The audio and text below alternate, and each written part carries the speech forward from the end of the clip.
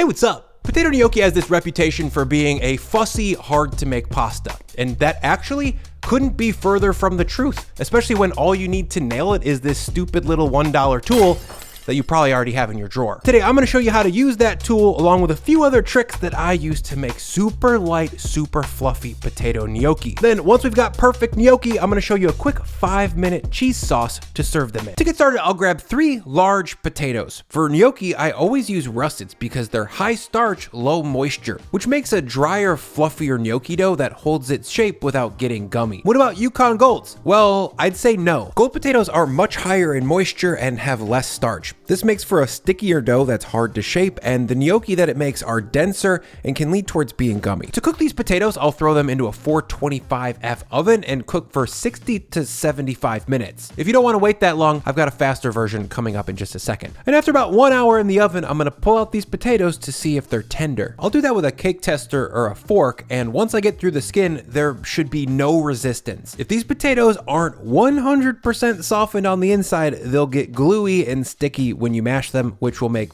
low quality gnocchi. Next, I'll cut these potatoes in half and then into quarters, and then I'll let them steam off for about 2 minutes. This gets rid of a little bit more moisture, which will help keep the gnocchi dough from being overly wet. Now, while these potatoes are still hot, I'm gonna grab a potato ricer. The one that I've got here is pretty big and it'll fit these large potato quarters no problem. But if yours is a little bit smaller, cut your potatoes into 6 pieces. All right, time to smash. To do that, I'll drop a bowl on a scale, then tear it out. Then I'll drop a piping hot chunk of potato flesh side down and smush it. Laying the potato flesh side down like this pushes out all of the flesh while leaving the potato skin behind in the ricer. In contrast, old school gnocchi recipes have you peel the potato skin off while it's still piping hot. This is obviously painful and tedious, and I think it's just poorly designed process. I mean, I get why it is this way because gnocchis were invented way before potato ricers were, but in modern times we can peel and mash the potato at the same time. By the way, if you wanted to shortcut that hour bake time in the oven, you could use instant mashed potatoes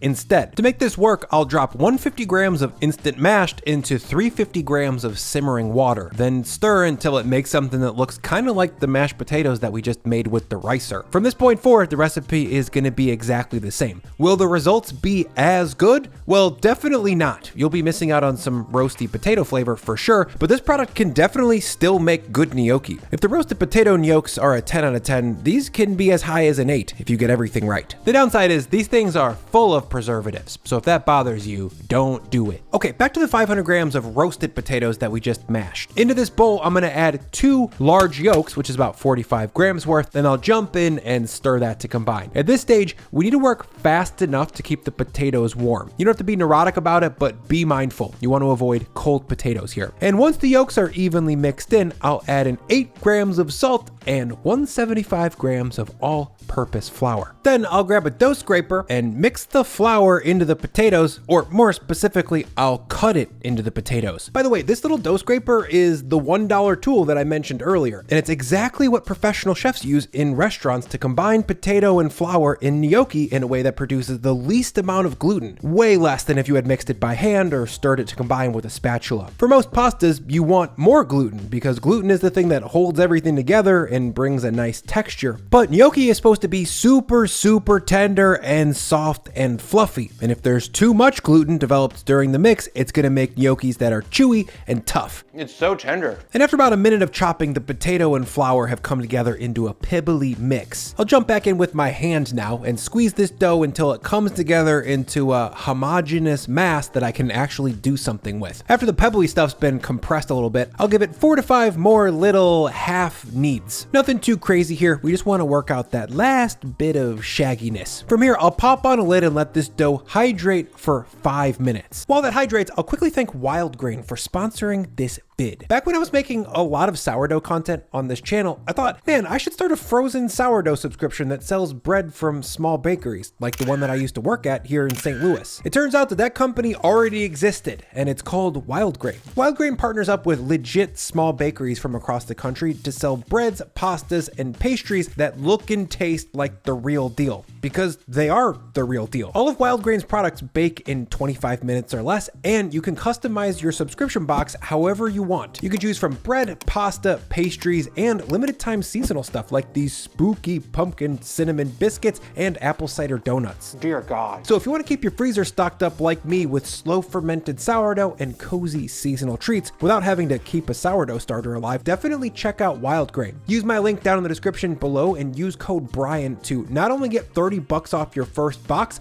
but you'll also get free croissants for life. 5 minutes later, when I pop the top, you can see that the moisture from the mashed potatoes has been soaked up by the flour. Next, I'll drop a big pot of water on the stove and bring it up to a boil so that it's ready for me when I've got rolled out gnocchi. Ah, man, that doesn't sound right coming out of my mouth. I'm a Swedish-Polish guy from Chicago. Let's try it again. Gnocchi. I'm making gnocchi. That feels right. Anyways, next, I'll dust this dough up with a liberal amount of flour, then cut it down into 4 equal sized portions. To roll this out, I'll dust up one of the quarters with a little bit more flour, then I'll flatten it a bit and roll it out with my hands until I've got a uniform snake tube type shape that's about 24 inches wide. Since there's basically zero gluten in this dough, there's almost nothing holding it together, and it's gonna roll out with very little effort. In fact, go easy on it because you can pretty easily tear this apart. And once I've got a 24-inch snake that's 1 inch thick from end to end like this, I'm gonna cut it down into little squares. I like to measure every 3rd or 4th piece on a scale just to make sure that I'm getting them relatively even. Okay, once I've got the snake chopped down, I'm gonna liberally sprinkle the little pillows with flour, toss them up, and then move them over to a sheet tray. By the way, a lot of traditional Italian gnocchi recipes will stop at this point. These are called gnocchi lisci, or smooth pillows. This smoother surface can still totally work for this dish if you don't want to go through the hassle of rolling them up, but it doesn't hold sauce nearly as well as the ridge gnocchis we're about to make. Speaking of that, once I've got the other 3 quadrants of this dough rolled out and chopped down into 6 to 7 gram pieces, I'm gonna grab a gnocchi board to shape them. If you don't have one, link in description to where you can get one, and I'm also gonna show you a free way to roll these out in just a second. To shape these, I'll roll a dough piece in my hand to quickly make a little ball. This gives me a uniform starting point. Then I'll press it downwards and forwards with my thumb on the gnocchi board and flick it off at the end to roll it over. Oh, that's so pretty. It's like a cartoon roly-poly. 2 quick tips for success here. Number 1, keep the gnocchi ball and the board well floured so that they don't stick to each other. And number 2, press firmly at the beginning, and then as you push forward, release that pressure so that the gnocchi curls instead of getting pushed deeper into the ridges. This process can be a little bit tedious alone, but with a partner, it's a lot of fun. One person can roll up the dough pieces into little balls, and then the other person can roll them out into gnocchis. You guys can take turns, drink wine, make jokes, French kiss, whatever you want to do. If you don't have a gnocchi board, you can use the same press and roll technique on the back of a fork like this. The results aren't as cute, but they work. These will hold sauce pretty well. And once I've got all my gnocchis rolled out into pretty little roly-polies, I'm gonna move this sheet tray over to the stove to cook them off. The water's up to a ripping boil now, so I'll add in 2 strong pinches of salt. Then I'm gonna carefully slide the gnocchi in and cook them in 3 batches. In total, it takes about 60 seconds for the gnocchis to start floating, and from there, I'll cook them for 30 to 45 more seconds, or about 90 seconds in total. Once cooked through, I'll move them over to a sheet tray to cool and set. Then I'll hit them with some olive oil so that they don't stick to each other, and it also just makes them taste good. A quick shake, and oh my gosh, these are some attractive little dumplings. Sheesh. My God. It's just so freaking tender. From here, I'll drop the other 2 rounds of gnocchis and cook for about 90 seconds to 2 minutes, then move them over to the tray and keep them oiled up. Now let's turn this into a dish by smothering them in Gorgonzola fonduta, or cheese sauce. We're making cheese sauce. To make it, I'll grab a large, shallow cooking vessel, preferably non-stick, and drop it on the stove over medium-high heat. Once hot, I'll add in 300 grams of heavy cream and bring it up to a simmer. I want to reduce this cream just a little bit so that the final sauce will be thick enough to coat the gnocchis. In Italy, I think they'd use milk for a sauce like this, which is slightly less rich, but I'm showing you guys how Alex and I learned how to make a dish like this for American Italian restaurants. That means max flavor. So once the cream is barely leaving a trail like this, it's reduced enough to cheese it up. Next in is 65 grams of Gorgonzola, 20 grams of grated parm, 2 grams of salt, and 2 grams of black pepper. Also, if you hate blue cheese, this sauce doesn't taste like blue cheese. The Gorgonzola just brings a creamy twang to the sauce that's mellow, sweet, and pleasant. Once the cheeses are in, we'll just stir until they're melted. I do this over medium to low heat so that the cheese doesn't get grainy as it melts. Once it is melted though, it should stay pretty creamy creamy even when it's at a simmer. Once things are looking nice and melty and smooth, I'm gonna scoot in all of my cooked gnocchi. This is where a shallow 12-inch pan comes in handy. You've got plenty of room for all 4 portions. Then I'll give this a swirl and a toss to get these gnocchis well coated and heated all the way through. One thing to watch for at this point is how much moisture in the sauce is gonna get sucked up into the gnocchi. These things are just pure starch and they will drink up anything that's around them. So if your sauce is looking gloppy or overly thick, do not hesitate to add a serious splash of water to thin things out. In fact, you probably want this to look a little bit loose on the stove before you serve, just to make sure that it stays saucy after serving. To plate this up, I'll pile the gnocchi into a low pasta bowl. Then I'll sauce it up with the leftover cheese sauce from the saute pan. Then I'm gonna take a block of parm and shave it over top. I like the microplane for this because it grates the cheese into a thin,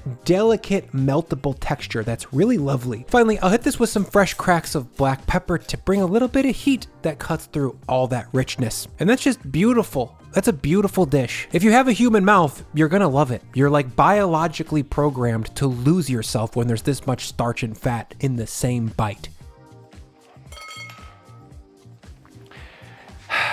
It's so light, it's so fluffy, it's so delicate. It's also extremely potato flavored. It's like a mix up of mashed potatoes, french fries, and baked potatoes all at the same time. And then there's also cheese sauce all over the whole thing.